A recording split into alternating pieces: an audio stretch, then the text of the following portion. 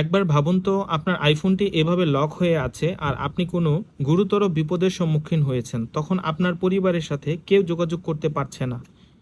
সেই ক্ষেত্রে ইমার্জেন্সি কলের মাধ্যমেও আপনার পরিবারের সাথে যে কেউ যোগাযোগ করতে পারবে, শুধু একটি সেটিংস অন করে রাখলেই হবে।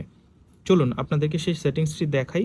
এখানে আপনার পরিবারের নাম্বার অ্যাড করে রাখলেই যে কেউ আপনার পরিবারকে জানাতে পারবে আপনি কোনো গুরুতর বিপদের মধ্যে পড়েছেন।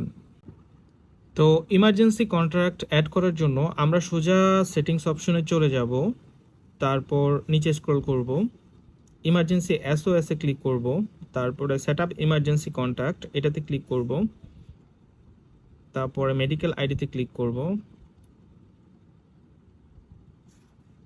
এখানে দেখতে পাচ্ছেন ইমার্জেন্সি কন্ট্রাক্ট নামের একটি অপশন আছে। এখানে অ্যাড অপশনে ক্লিক করার পর অ্যাড ইমার্জেন্সি কন্ট্রাক্ট, এখানে আপনার কন্ট্রাক্ট লিস্ট শো করবে। এখানে আমি আমার মায়ের নাম্বারটি কন্ট্রাক্টে অ্যাড করে দিতে চাচ্ছি। এখানে ক্লিক করার পর সাথে সাথে এই নাম্বারটি মাদার, ফাদার, প্যারেন্টস সব কিছু চলে আসবে আপনার সামনে। তো এখানে আপনি আমার মা, যেহেতু আমি মাদার্সে ক্লিক করে দিলাম, ডান করে দিলাম। তো যদিও এই নাম্বারটি কাল্পনিক, আমি আপনাদেরকে দেখানোর জন্য এভাবে ডায়াল করেছি। ডান লেখার পর এখানে সোজা চলে এসেছে নাম্বারটি। তো এবার আমি লক করে দেখব আমার আইফোন থেকে ইমার্জেন্সি কন্ট্যাক্ট করা যায় কিনা।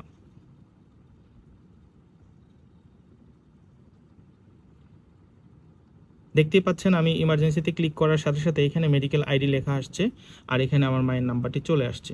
নাম্বারের উপরে ক্লিক করার সাথে সাথে কল চলে যাবে। তো এইভাবে আপনার পরিবারের কাছে আপনি যে কোনো বিপদে পড়লে যে কেউ কল দিয়ে জানাতে পারবে। যে কোনো জরুরি মুহূর্তে এটা আপনার জন্য অত্যন্ত কার্যকরী বলে আমি মনে করি। ধন্যবাদ ভিডিওটি দেখার জন্য।